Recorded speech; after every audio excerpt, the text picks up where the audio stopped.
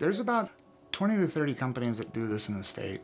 They vary from huge companies like ServPro, but the other part of that too is that you don't get a personal experience of somebody who gives a shit, usually. Well, some of these people also, it's like a bowl in a china shop. If you have something that needs to be cleaned up, there are quite a few people who have that training and that skill. They don't serve people all the time in the same way, in a really kind of personalized way, which is nice about our company. It's a small company that takes a lot of care.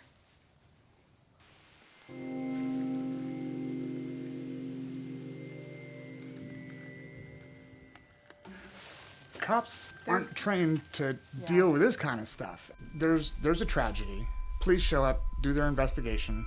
Medical examiner or coroner shows up. It's not their responsibility. They take the remains, the large, sometimes chunks, and all the fluids and everything else stays until we get there.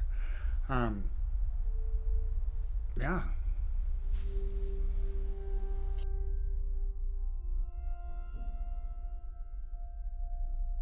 Depends on how long the person's been dead. Decomposition. After you die, you start to decompose by insects, by how the substances in your body usually liquefy. At about three days, it starts to smell pretty bad. At about a week, the body swells up with a whole bunch of gases inside and turns pretty black, and then shortly thereafter, they will pop. Anything after they pop, you've got to take out massive quantities of stuff. There's two kinds of surfaces, right? There's an impervious surface, which is like a glass, right? You can wash anything off of a glass. And then there's pervious surfaces, which when the blood usually goes down and sits on a floor, even laminate flooring, there's cracks. So it'll go underneath, and the longer it's in contact with any of that, it will absorb these fluids and hold them for a long, long time. There's no way you're ever going to get it out.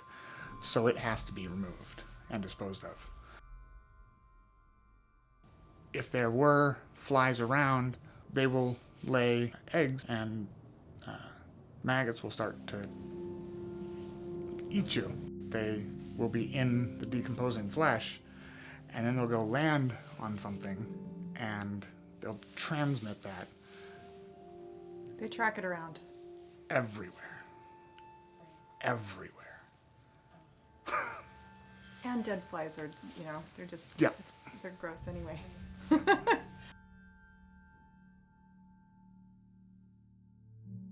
I've been doing this for about 15 years now. It's been a long time. For him. I was supposed to be a machine gunner, but then they FAP'd me, which is the Fleet Assistance Program, to nuclear, biological, and chemical decontamination. And also I got a transferable skill out of the military, which is... So I met Chris and fell in love with him. And I said, you should train me so that I can help you when you need backup. Thought that I would give him. I didn't think she was... And I... this very petite realtor, very cute realtor, I didn't think she really had it in her to start ripping up subfloor, and I was wrong. Easily half or more of the job is caring about the people that are still left behind. The cleanup is very often gross or smelly, uncomfortable, but that's also something that you take away from the people who are left behind from having to do. Take that off their shoulders. People appreciate the fact that they get a little bit of human kindness in that moment, in addition to the technical help. There's still people here that we've got to take care of. Yeah.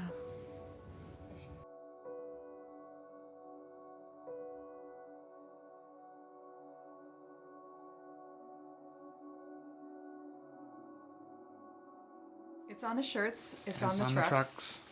It's on the business business cards. cards. It's on the website. I would like to get stickers for these Tyveks that we could cover up the Tyvek part with the logo. I think that would look cool. How are you just now telling me this? We're busy doing jobs. We're so busy cleaning That's a stuff great up idea. that I don't have time to like overhaul all the marketing that I